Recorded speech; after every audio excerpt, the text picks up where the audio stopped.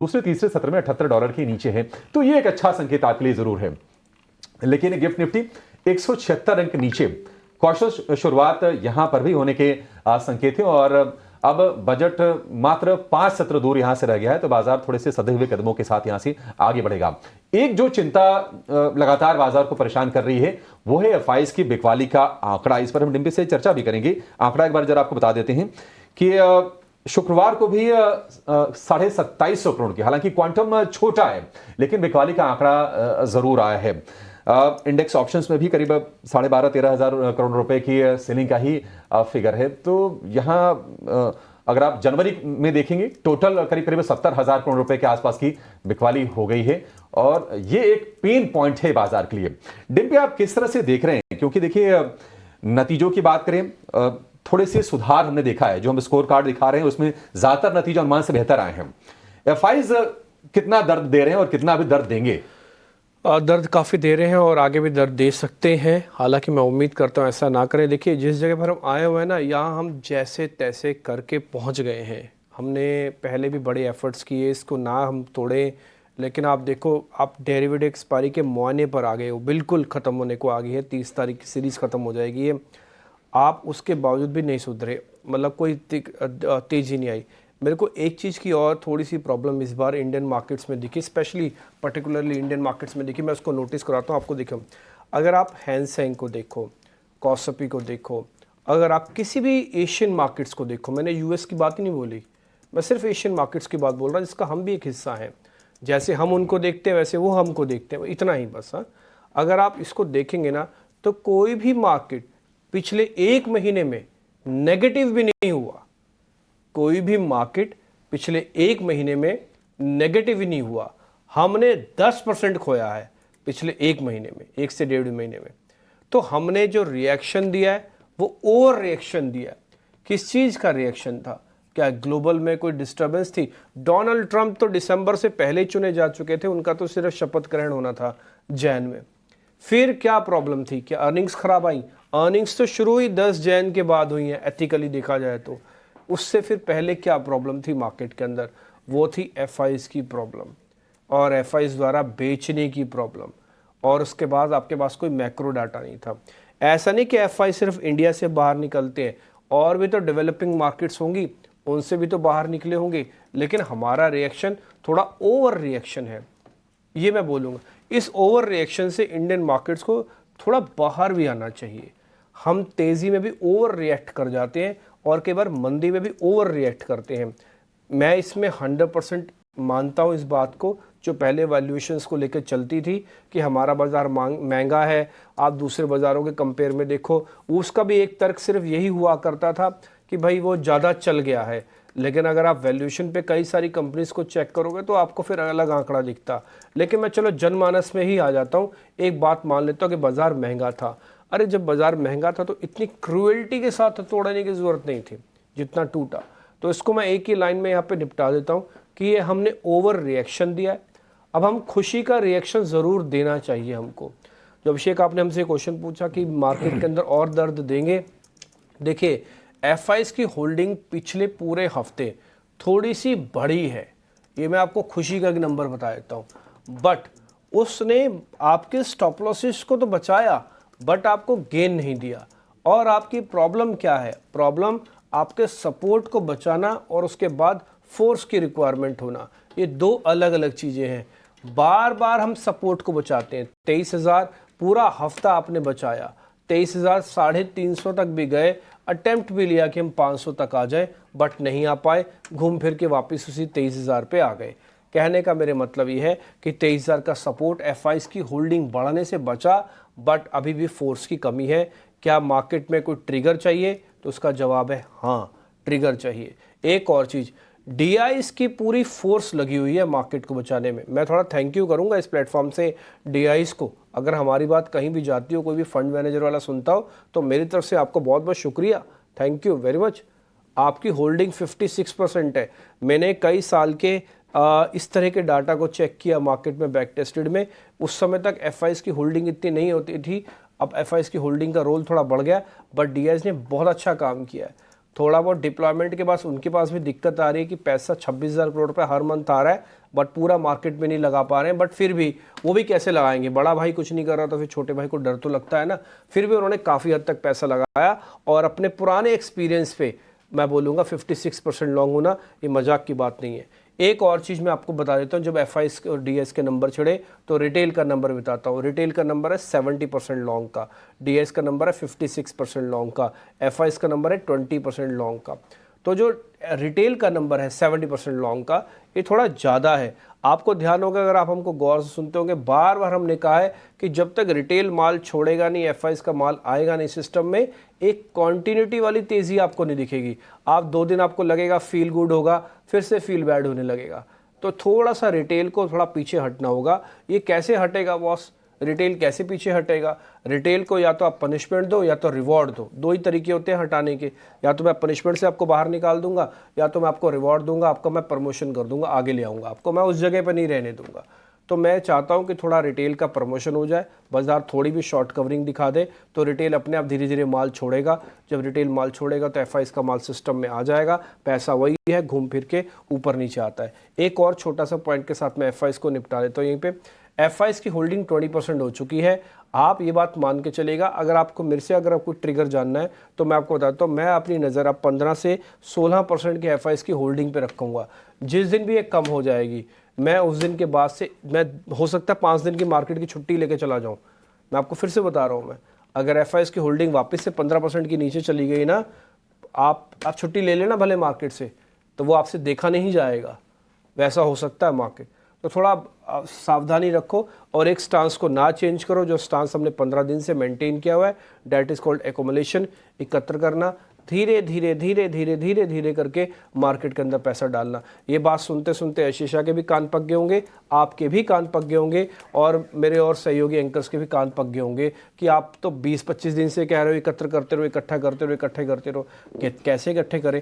आप इसे सोचो कि अगर मेरे पास 10 लॉट थे तो मैंने अब तक सिर्फ 6-7 लॉट इकट्ठे किए, और उसका मेरे को बेनिफिट क्या हुआ? उसका बेनिफिट ये है कि मेरा माल भी आ गया, थोड़ी कॉस्टिंग भी नीचे हुई, और मैं इस मार्केट के यूफोरिया से थोड़ा बच के रहा। इसलिए जिसने भी एक्यूमुलेशन का स्टांस बनाया, मेरे को लगता है बहुत अच्छे से डिराइव किया है। कि कई बार ऐसा मौका होता है जब आपको पूरा पैसा नहीं लगाना होता, आप धीरे धीरे करके पैसा लगाओ, और मैं बोलूँगा थोड़ा रुक रुक के भी पैसा लगाओ। तो ये वही स्टांस है, इसको हम तब तक चेंज नहीं करेंगे जब तक अब बजट फाइनली आ नहीं जाता। मैं बजट से पहले भी हम स्टांस चेंज नहीं करेंगे, और मेरे को लग रहा है मार्केट करने भी नहीं देगा आपको। आप कर लो, आपको करने भी नहीं देगा। बिल्कुल, ये नज़रिया एफआईआईज और डीआईआईज की होल्डिंग को लेकर। लेकिन इसके अलावा निफ्टी की बात करें तो याद रखिए, बुधवार और गुरुवार को अच्छी तेजी दिखी थी, लेकिन उसके बाद शुक्रवार को हल्की सी कमजोरी के साथ भारतीय बाजार बंद होते हुए नजर आए 23,100 के निचले स्तर पर।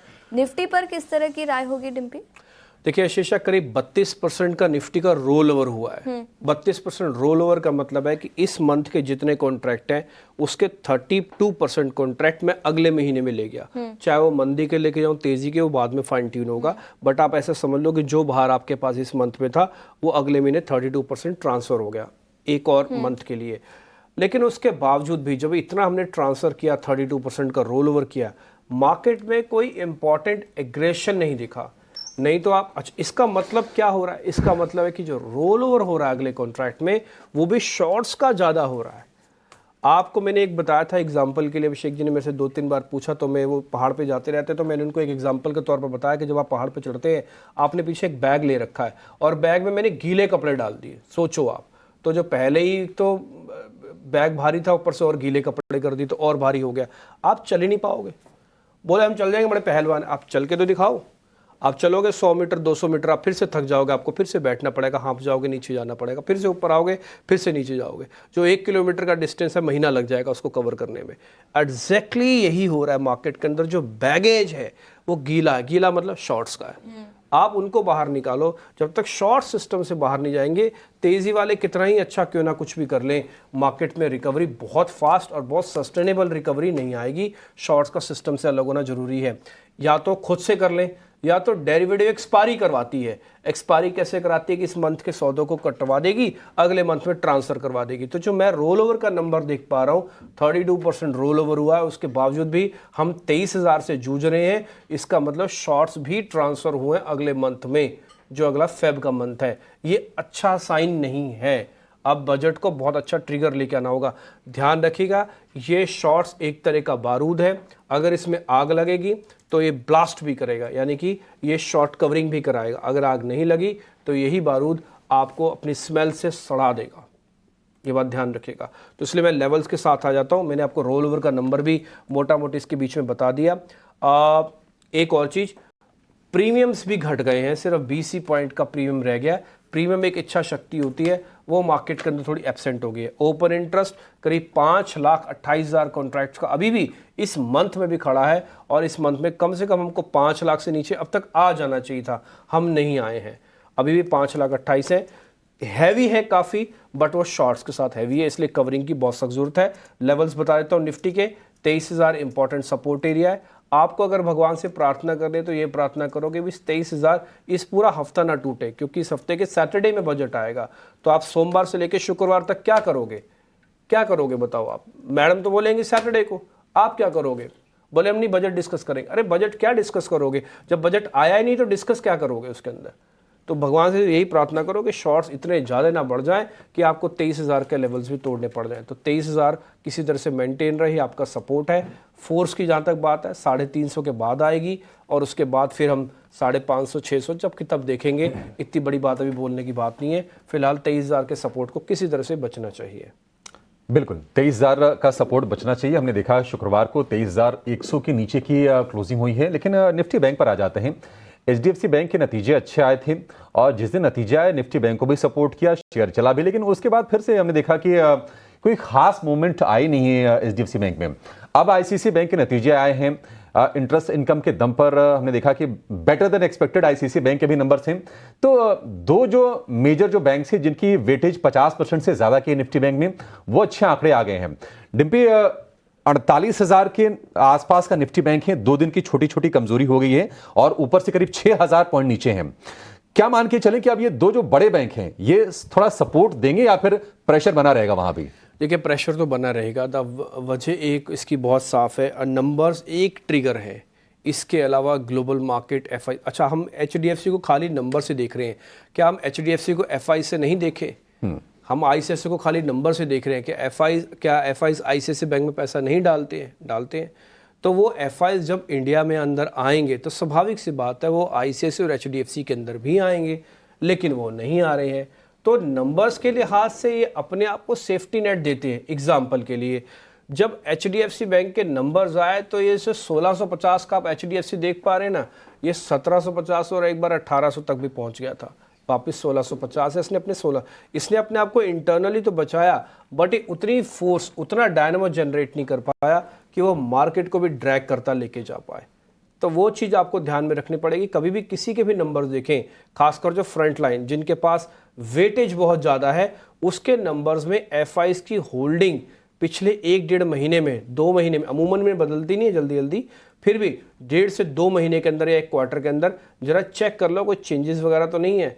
बढ़नी तो चाहिए। अच्छा, नहीं बढ़ेगी, बोले हम नहीं बढ़ती इसमें, तो इसमें क्या बढ़ेगी FIs की होल्डिंग? ठीक है जी, नहीं बढ़ेगी, लेकिन FIs का रुख इंडियन मार्केट पर पॉजिटिव नहीं है। तो पैसा अगर वो होल्डिंग्स अपनी नहीं बढ़ाएंगे तो कम से कम ट्रेडिंग तो करवाए थे, वो भी नहीं हो रहा है। और एक और चीज़, बैंक निफ्टी में डिस्काउंट आ गया, आप ऊपर देख पा रहे होगे 20 पॉइंट का। ये सीरीज में पहली बार डिस्काउंट आया, अभी सीरीज खत्म नहीं हुई है, सीरीज में पहली बार डिस्काउंट आया। इच्छा शक्ति इतनी कमज़ोर है कि आप 48,000 के लेवल पे आके खड़े हुए हो और उसके पास आपके पास डिस्काउंट है, आप खरीदना ही नहीं चाहते। आप ये सोच के देखो, कोई आदमी 53,000 पे इंटरेस्टेड था बैंक निफ्टी खरीदने में, 52,000 पे इंटरेस्टेड था, लेकिन 48,000 पे नहीं है। बोले वो तो सर यूफोरिया रहता है मार्केट का, वो तो आदमी को डरा देता है इसलिए नहीं खरीद पाता। यस, 100% वही यूफोरिया अभी भी मार्केट के अंदर काम कर रहा है। लेकिन मैं फिर से बोलूँगा, धीरे धीरे करके आप अपने स्टांस को एकोमोडेशन का ही रखो, अभी एकदम से ना आना। हम रूटीन गिरावट नहीं देख रहे हैं मार्केट की, ये बात समझनी चाहिए हमको। ये मार्केट की रूटीन गिरावट नहीं है, ये एक्स्ट्रॉर्डनरी गिरावट है, और ये बहुत ही क्रूअल गिरावट है। हर बार हर फेज पे उम्मीदें टूटती गई, बाजार खिसकता गया, उम्मीदें टूटती गई, बाजार खिसकता गया। तो ये गिरावट को आप हल्की गिरावट ना माने, इसको ठीक होने में भी समय लगेगा। इस बार का आपका जो जेस्चर्स पीरियड है अस्पताल में, वो काफ़ी लंबा चला गया। मैं उम्मीद करता हूँ कि बजट का टॉनिक आपको ठीक कर सकता है, वो देना ही चाहिए। अगर बजट में सब कुछ ठीक, देखो इतनी उम्मीदें लगा दी हैं, अब तो वित्त मंत्री को भी शायद रात को नींद नहीं आती होंगी, इतनी उम्मीदें हमने लगा दी कि मैडम बजट अच्छा लाओ, बजट अच्छा। अरे बजट अच्छा नहीं भी आए ना, मैं कहता हूँ तब भी कम से कम ऐसी स्टेटमेंट आ जाए जो मार्केट के लिए ठीक आ जाए, ठीक है ना। मैं तो भगवान से ये प्रार्थना करता हूँ लॉन्ग टर्म शॉर्ट टर्म जो LTTS है, यानी कि शॉर्ट टर्म गेन्स हैं और लॉन्ग टर्म गेन्स हैं, इसमें कुछ छोटा सा ट्विक कर दिया जाए, फिर देखो मार्केट रॉकेट हो जाएगा। थोड़ा सा कुछ ऐसा ही चाहिए जो बाजार की बेसिक रिक्वायरमेंट में से एक है, वैसा जरूर चाहिए। बैंक निफ्टी के लेवल्स के साथ मैं खत्म करूंगा, फिर मेहमान हमारे साथ वेट कर रहे हैं। 48,000 इंपॉर्टेंट सपोर्ट एरिया, जैसे उसका 23,000 है, इसका 48,000 है। आप जैसे तैसे 48,000 को बार बार बचा रहे हो, मैं थोड़ा उम्मीद करता हूँ कि आज भी बच जाएगा, इस पूरे हफ्ते में बचा रहेगा। बजट आएगा, ध्यान रखिएगा सैटरडे को, आपको सोमवार से लेकर शुक्रवार तक वैसे भी झेलना ही है मार्केट को। तो भगवान से यही प्रार्थना कीजिए कि 48,000 के लेवल्स ना टूटे। अगर हम 48,000 के नीचे और 23,000 के नीचे ट्रेड करते हैं तो ये हफ्ता काफ़ी दर्दनाक भी हो सकता है। मैं आपको थोड़ा पहले से सचेत कर रहा हूँ, बट मेरा ऐसा मानना है कि FIs की जो होल्डिंग बढ़ी हुई है ये कहीं ना कहीं थोड़ी हेल्प भी करेगी। तो दोनों पॉइंट्स हैं, लेकिन मेरे पास बुरे पॉइंट्स थोड़े ज़्यादा हैं। करूँ क्या, जो मेरे को दिख रहा है मेरे को वही बोलना पड़ रहा है। ठीक है जी, देवांग शाह इस बीच मेरे साथ जुड़ चुके हैं, उनसे ज़रा करते हैं बातचीत, और मेहमान धीरे धीरे जुड़ते जाएंगे, उन सबको धीरे धीरे करके हम कनेक्ट करते जाएंगे। देवांग भाई बहुत शुक्रिया, थैंक यू वेरी मच समय देने के लिए। तो जरा पहले आप हमको ये बताइए कि आपका स्टांस क्या है। हमने तो एकोमुलेशन का स्टांस ले ही रखा है, आप सुनते भी होंगे रोज़ हमको, है ना। आप अभी भी कोई बड़ा एक्सपेरिमेंट करने के मूड में हैं या फिर अभी नहीं करें? Very good morning. तो बात करें अभी, आई थिंक जिस तरीके से मार्केट में हमने वॉलेटिलिटी देखी है आगे भी देखने मिल सकते हैं, बिकॉज बजट सेशन भी हमें बजट भी एक इवेंट है। तो ओवरऑल अभी इंडेक्स स्पेसिफिक सजेशन रहेगा कि ज्यादा यहाँ पे पोजीशन ना ले। 22,900 की इमीडिएट सपोर्ट है निफ्टी के लिए, 23,350 23,400 एक रेजिस्टेंस है। हमें लगता है कि ये दायरे में देखने मिल सकता है। अगर 22,900 को भी लेवल्स को ब्रेक करे तो पॉसिबल है फर्दर करेक्शन देखने मिल सकता है निफ्टी में। जहां तक बैंक निफ्टी की बात करें, बैंक निफ्टी का जो ओवरऑल ट्रेंड है वो डेफिनेटली हमें देखा है नेगेटिव ट्रेंड है, बट एक सपोर्ट के पास है। बैंक निफ्टी का जो इमीडिएट सपोर्ट है 47,900 एक सपोर्ट है बैंक निफ्टी के लिए, 48,800 ये एक रेजिस्टेंस है। तो ये दायरे में देखने मिल सकता है, बट जैसे हमने बात की वॉलेटिलिटी काफी देखने मिल सकती है मार्केट में। तो ट्रेडर्स को सजेशन रहेगा कि एक स्ट्रिक्ट स्टॉप लॉस के साथ काम करें मार्केट में। ठीक है, तो एक बार जरा आप